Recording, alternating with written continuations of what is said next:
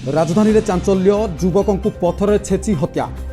यह हत्याकांड घटी नयापल्ली अंचल नाबार्ड केन्द्र पाखरे।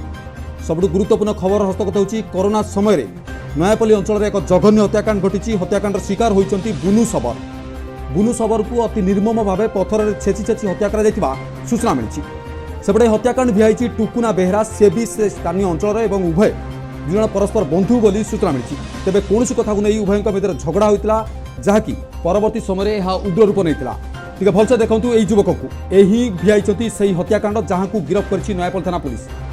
नयापल्ली अंचल हेल्थ विला हस्पिटाल पाखरे पथर छेची छेची हत्या कर टुकुना बेहरा आउ हत्यार शिकार होती बुनु सबर। पुलिस मृतदेह को जबत करने हत्याकारी को गिरफ्त कर। देखुं एक्सपोज ओडिशार एक्सक्लूसिव फुटेज।